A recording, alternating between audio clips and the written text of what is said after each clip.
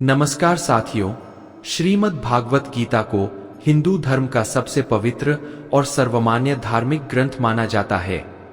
वैसे तो हिंदू धर्म में कई ग्रंथ पुराण है, लेकिन गीता एकमात्र ऐसा ग्रंथ है जिसकी जयंती मनाई जाती है। दोस्तों, गीता के पाठ से व्यक्ति को जीवन की सही राह मिलती है, इसलिए हर किसी को इसका पाठ जरूर करना चाहिए। गीता में 18 अध्याय और 700 श्लोक है। यदि आप इसका पाठ कर इसे अपने जीवन में उतार लेंगे तो आपका संपूर्ण जीवन स्वर जाएगा। हिंदू धर्म में ऐसे व्यक्ति का जीवन व्यर्थ माना जाता है जिसने अपने पूरे जीवन में एक बार भी गीता ना पढ़ी हो। दोस्तों, गीता में ज्ञान का ऐसा भंडार है कि इसे आप जितनी बार पढ़ेंगे आपको कुछ नया जानने और सीखने को मिलेगा। श्रीमद् भागवत गीता के पहले उपदेश में श्री कृष्ण अर्जुन को समझाते हैं कि यहाँ कौन अपना है और कौन पराया है। महाभारत के युद्ध भूमि में अर्जुन ने कहा है, श्री कृष्ण, मेरे द्वारा इन कौरवों से युद्ध करना कैसे उचित हो सकता है? यह सभी तो मेरे अपने ही है। मैं अपने पूजनीय भीष्म पितामह और गुरु द्रोणाचार्य से कैसे युद्ध कर सकता हूँ? इन्हें मृत्यु देने से ज्यादा अच्छा होगा कि मैं भिक्षा मांगकर अपना भरण पोषण कर लूं। अपने भ्राताओं से युद्ध करने से ज्यादा अच्छा होगा कि मैं सन्यासी जीवन को अपना लूं। दोस्तों, इस पर श्री कृष्ण अर्जुन से कहते हैं कि यहाँ कौन अपना है और कौन पराया है। अगर तू अधर्मियों के साथ युद्ध करता है तो यह तुझे मुक्ति दिलाएगा, और अगर तू ऐसा नहीं करता है और अज्ञानता और मोह के झंझाल में फंसा रहता है तो यह सारा संसार तेरे निंदा करने से पीछे नहीं हटेगा, तुझे कायर कहेंगे। यह बात केवल धर्म की है, सही गलत की है, न कि अपने पर आए कि अगर तू अधर्मियों से युद्ध नहीं करेगा और मोह में बहता रहेगा तो अधर्मियों का मनोबल बढ़ जाएगा।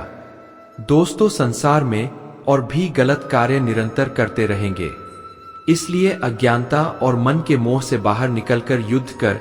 श्री कृष्ण कहते हैं कि समय हमेशा चलता रहता है, कभी रुकता नहीं।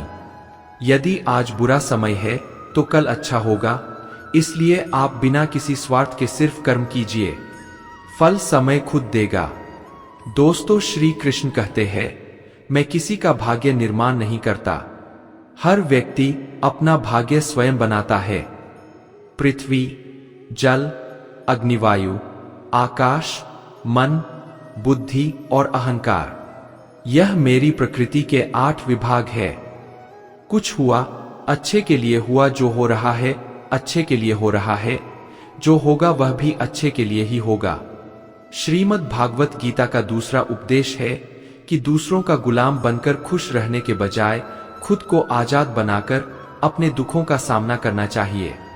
गुलामी को भागवत गीता में मौत से भी बदतर बताया गया है।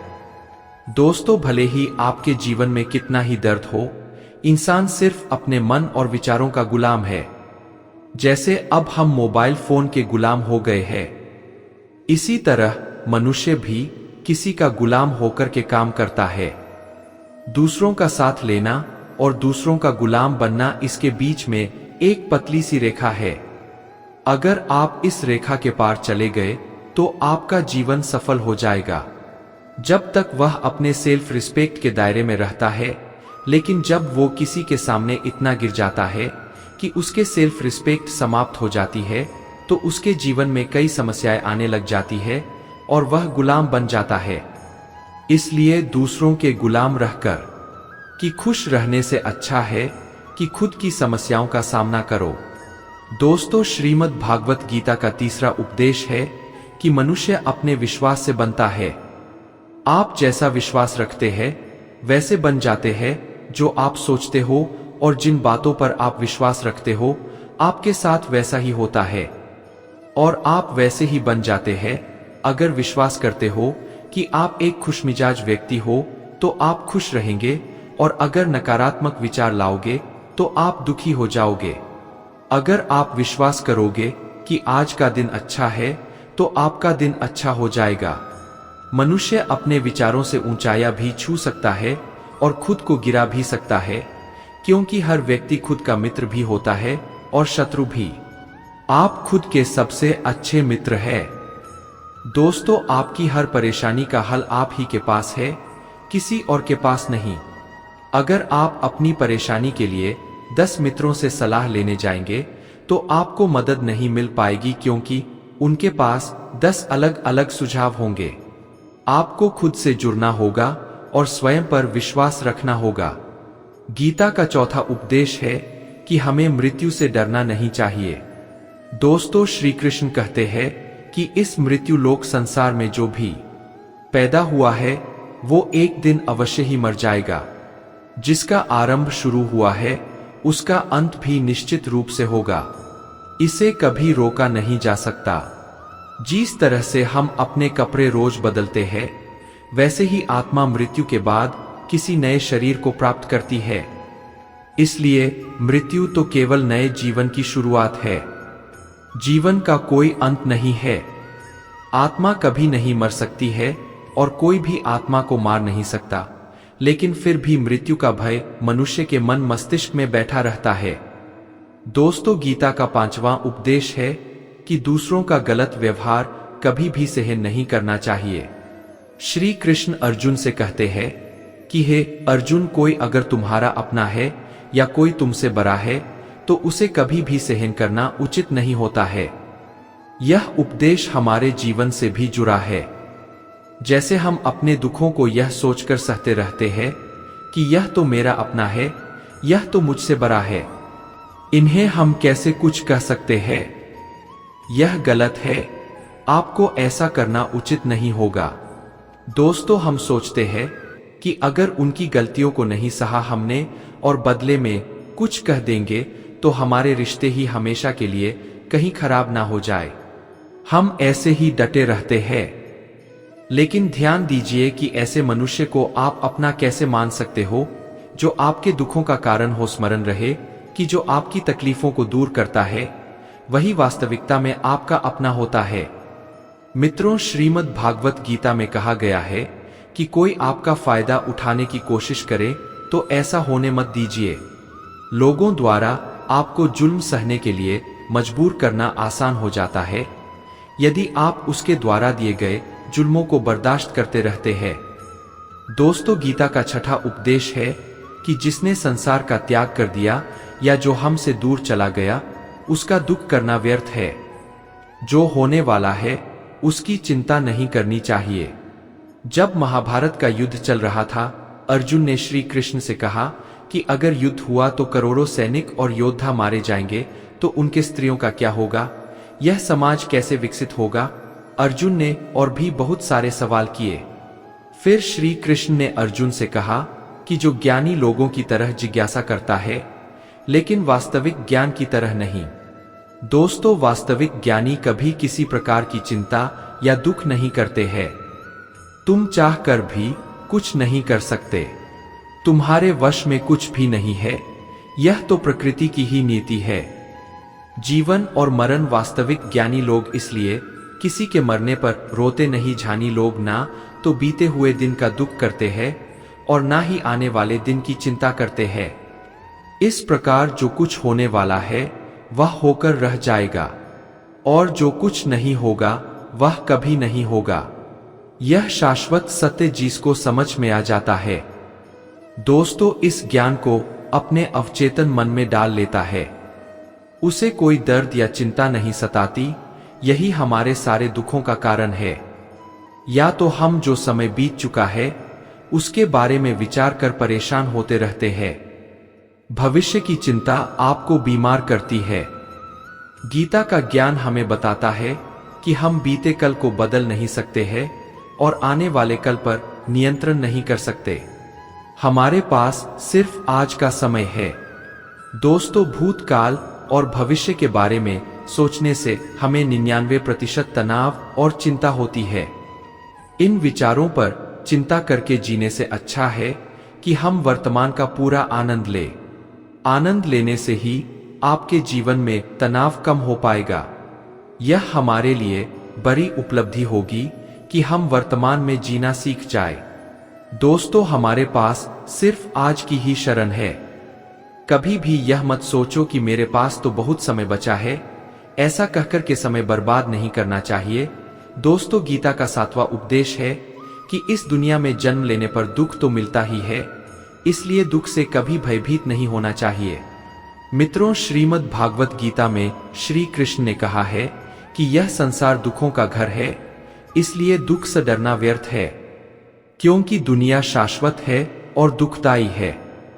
अब शाश्वत का मतलब यह होता है यहां हमेशा के लिए कुछ भी नहीं है। सुख स्वतः दुख में बदल जाता है और दुख सुख में बदल जाता है। सम्मान अपमान में बदल जाता है और अपमान सम्मान में बदल जाता है। जीत हार में और हार जीत में बदल जाता है। दर्द खुशी में, खुशी दर्द में बदल जाती है। कुछ भी यहां हमेशा के लिए नहीं है। दोस्तों, गीता हमें यह सिखाती है कि हमें दुख और दर्द से कभी घबराना नहीं चाहिए और सदैव संयम रखना चाहिए। गीता के 8वें उपदेश में श्री कृष्ण ने कहा है कि जो मनुष्य दुनिया के हर सहारे को छोड़कर मुझ पर विश्वास करता है, उसके हर आवश्यकता को मैं पूरा करता हूं और उनकी हर तरह से सुरक्षा भी करता हूं। जो कुछ भी हमें मिलता है उसे पाना योग कहलाता है, और जीवन में जो कुछ मिलता है उसे बचाए रखना क्षेम कहलाता है। इसलिए केवल भगवान को ही अपना सहारा मान लेना चाहिए, क्योंकि श्री कृष्ण कहते हैं कि हे अर्जुन, जो मनुष्य केवल मुझ पर निर्भर हो जाता है उसे मैं मन वांछित फल देता हूं और उसकी रक्षा भी करता हूं। दोस्तों, गीता का 9वां उपदेश है कि इस दुनिया में कुछ भी हमारा नहीं है। गीता में बताया गया है कि तुम्हारा क्या गया जो तुम रोते हो, तुमने क्या पैदा किया जो नष्ट हो गया, तुम क्या लाए थे जो तुमने खो दिया, तुमने जो लिया यहीं से लिया, जो कुछ भी दिया यहीं पर दिया। जो आज तुम्हारा है कल किसी और का होगा, क्योंकि परिवर्तन संपूर्ण संसार का नियम है। आपका क्या हुआ जो आप रो रहे हैं? साथ रहने और मजे की बात करने वाले सभी दोस्त आज पता नहीं कहां चले गए। दोस्तों, इस दुनिया में सब रिश्ते बदल जाते हैं। इसके अलावा हमारा शरीर हर दिन बदल रहा है। हमारा बचपन से युवावस्था, युवावस्था से वृद्धावस्था, और एक दिन यह शरीर हमें छोड़ देता है, तो किसके लिए रोना और चिंता करना? दोस्तों, हम जीवन भर चीजों को सुंदर बनाने, रिश्तों को जीवंत बनाने में लगे रहते हैं, लेकिन एक दिन सब कुछ नष्ट हो जाएगा।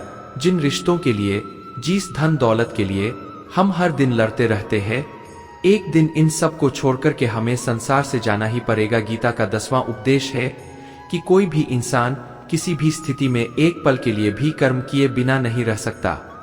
कर्म ना करना भी एक प्रकार से कर्म है। बात तो यह है कि इंसान हर समय अपना कर्म करने के लिए मजबूर है और चाहते हुए भी खुद को कर्म करने से रोक नहीं सकता। दोस्तों, खाना पीना सोना बैठना सिर्फ शारीरिक कार्य ही नहीं, बल्कि सोचना भी एक कर्म है। हम सभी को यह समझना चाहिए कि भगवान किसी के साथ गलत नहीं करते, सब उनके लिए एक समान है। ठीक वैसे ही जैसे माँ बाप के लिए सभी बच्चे समान है।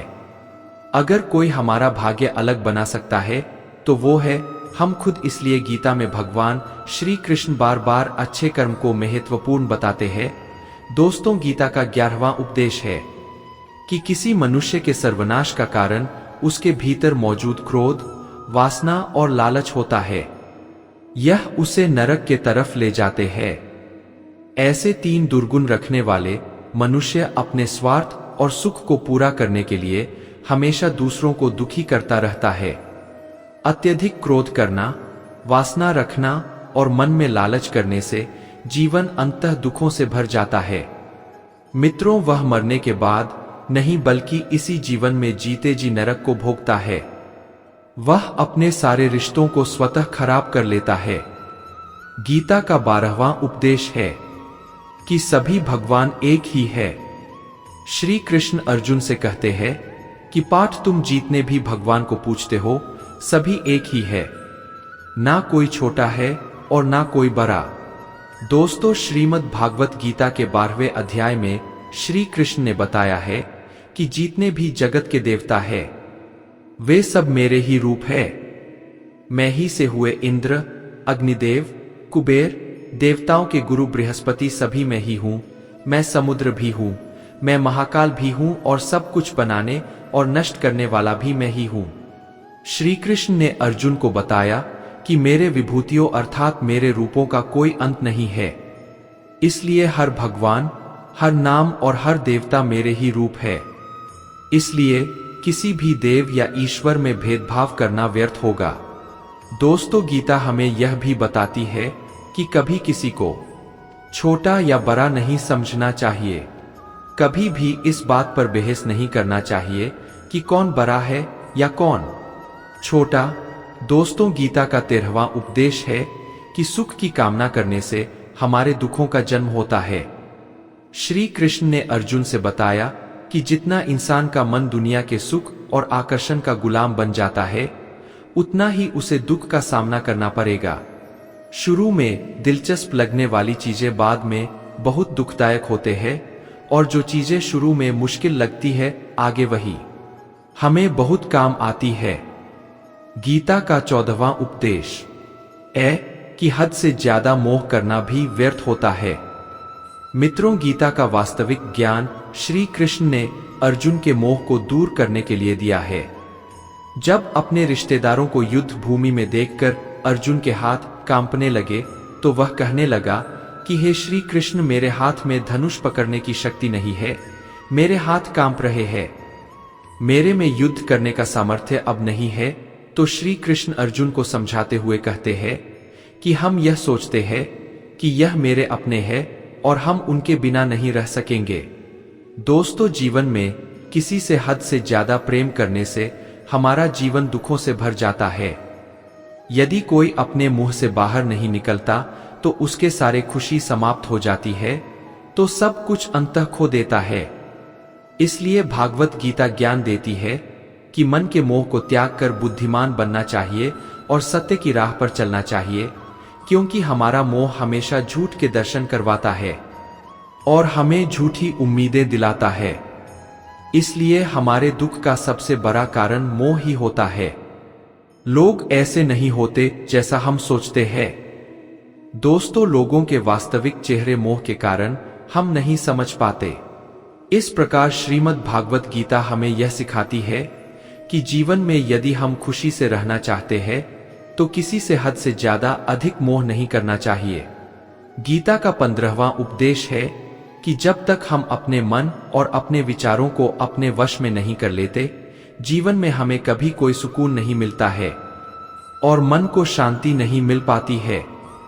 अर्जुन ने अपनी दुविधा श्री कृष्ण के समक्ष रखी और पूछा, है श्री कृष्ण, मेरा मन सब कुछ जानता है, क्या सही है और क्या गलत है, फिर भी मैं अपने विचारों पर नियंत्रण नहीं कर पा रहा हूँ। मैं बेचैन हो गया हूँ क्योंकि मैं जो करना चाहता हूँ वह नहीं कर पाता हूँ, और जो नहीं करना चाहता मेरा मन उसे पूरा करने के लिए मुझे परेशान करता है। दोस्तों, आप मुझे मानसिक शांति का मार्ग बताएं। तो श्री कृष्ण ने अर्जुन से कहा कि है अर्जुन, उसके लिए तुझे अपने मन और विचारों से छुटकारा पाना होगा और इसे सही दिशा में ले जाने का अभ्यास करना होगा, और ये सिर्फ एक दिन में नहीं होने वाला है। जीवन में मानसिक शांति तब तक नहीं मिल पाएगी जब तक तू अपने मन और विचारों को नियंत्रित नहीं कर लेता।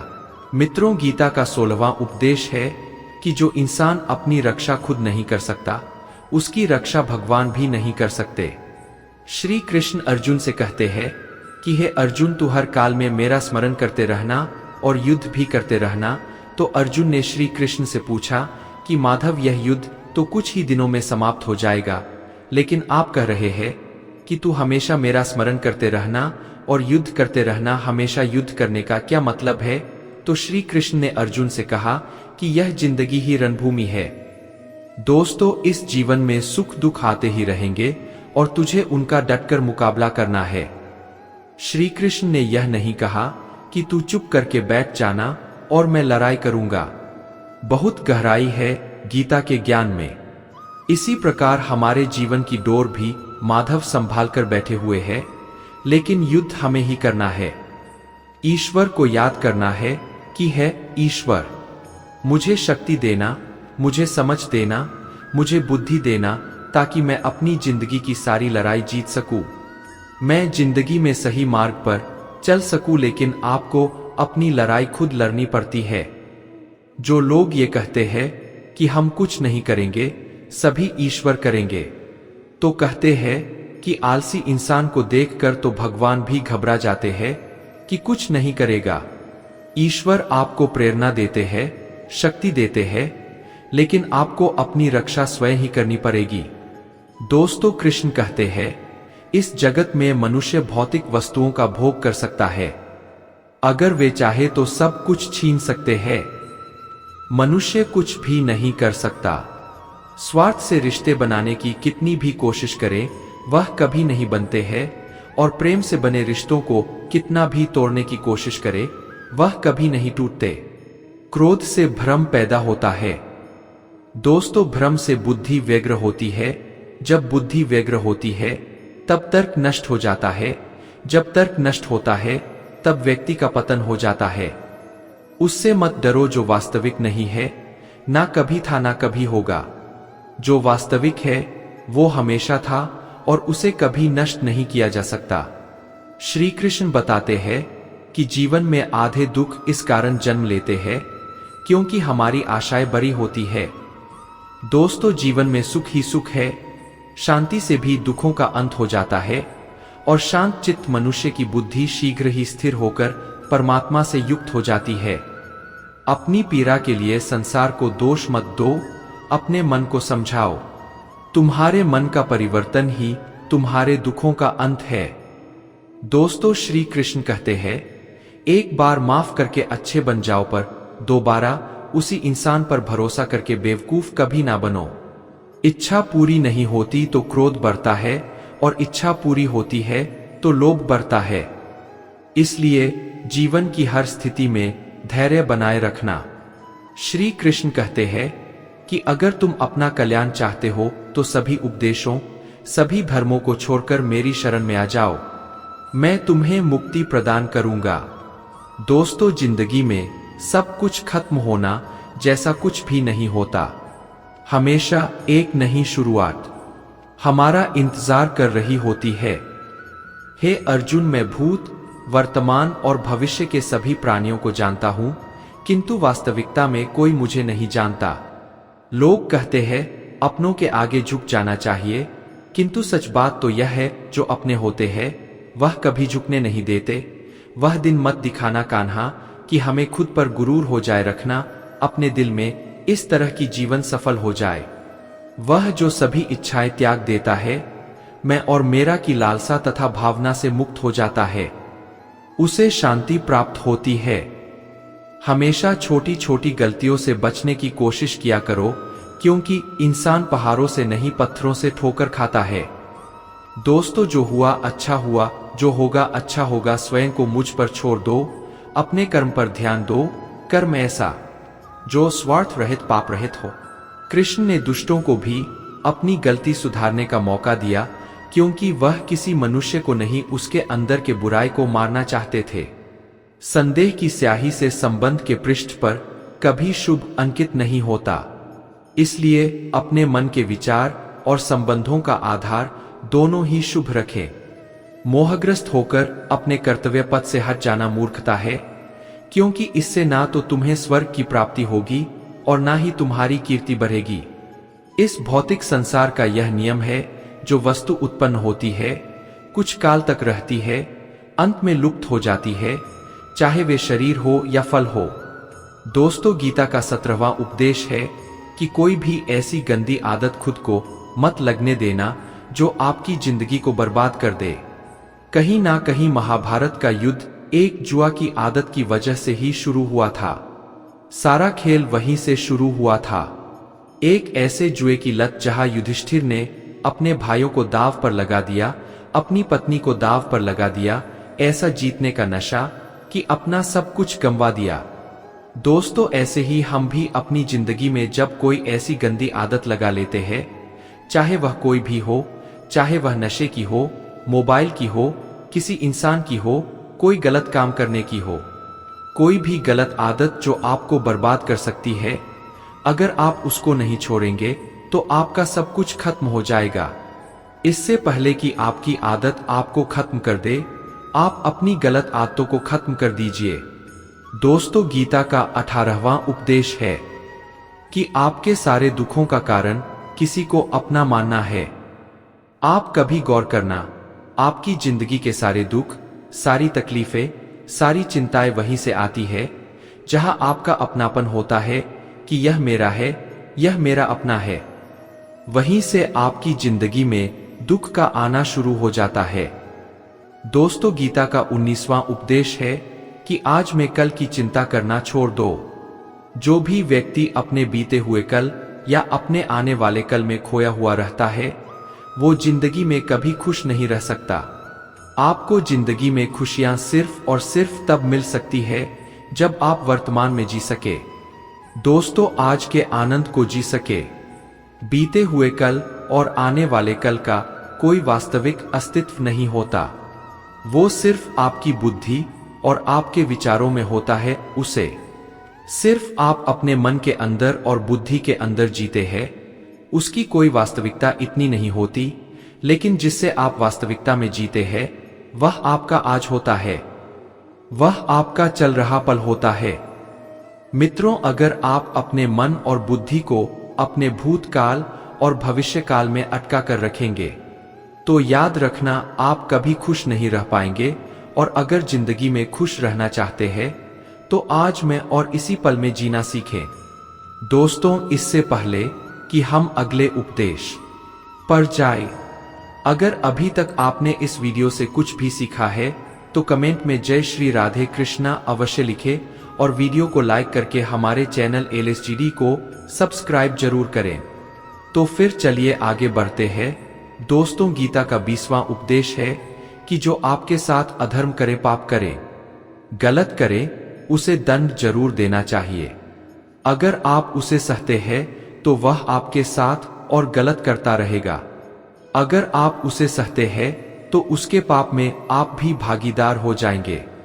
अर्जुन श्री कृष्ण से कहने लगे कि जिनसे मैं युद्ध करने जा रहा हूं, यह सब मेरे भाई है, मेरे गुरुजन है। मैं इनके सामने कैसे हथियार उठाएं, इनको कैसे मारूं? तो भगवान श्री कृष्ण ने अर्जुन से कहा कि जिन्हें तुम अपना मानते हो, वह सभी अधर्मी है, वह पाप के पक्ष में खड़े हैं।